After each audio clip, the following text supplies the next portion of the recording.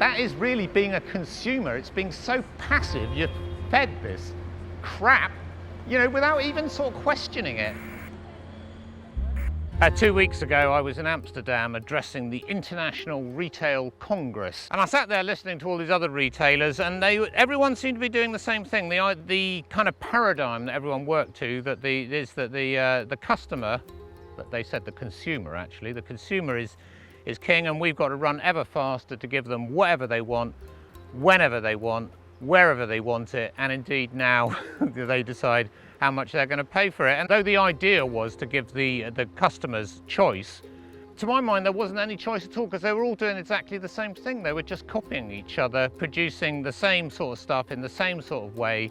And then at the same time, as I was talking to this conference in Amsterdam, Greta Thunberg was just addressing the Extinction Rebellion, which gained huge support from people who really do want a choice. They want to choose between being part of the problem and being part of the solution. And to my mind, this feverish, ever faster pursuit of customer choice, it is the problem. I mean, that's what's creating our environmental and social problems, and we really need to completely step away from that. And the idea that the market can provide answers to things like, our excessive use of plastic or climate breakdown or a whole host of social issues, it just can't.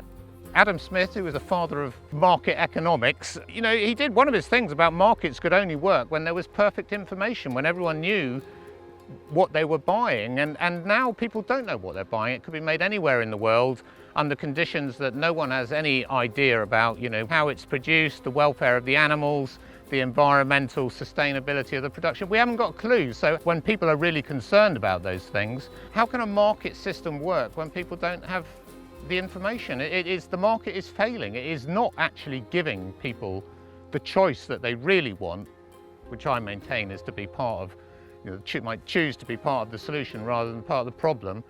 It offers a multitude of apparent choice, but they're all the same. You can choose between a brand, but I mean, what is a brand? I mean, what is Boswell Farm? Tesco sells Boswell Farm vegetables. Boswell Farm doesn't exist. It's a creation, it's a myth. I mean, like so many brands are. I mean, so many brands actually don't make anything, they don't grow anything, they just create an image. I mean, Riverford is a farm. There it is. There are the vegetables that we grow. It exists. I think it would be so much easier for people to make choices if they were kind of real choices rather than sort of fantasies. Is that a market working well? Is that really giving people's choice? I think it's farcical. The market is failing. And how we get back to something more grounded and honest, I don't know, but I really think the only hope is for people just to demand to know where Boswell Farm is and refuse to just quietly and passively be lied to, that is really being a consumer. It's being so passive. You're fed this crap, without even sort of questioning it. It's just utterly ludicrous, actually. And so a bit more honesty within the marketing industry, would be a lovely thing, but I don't hold out much hope.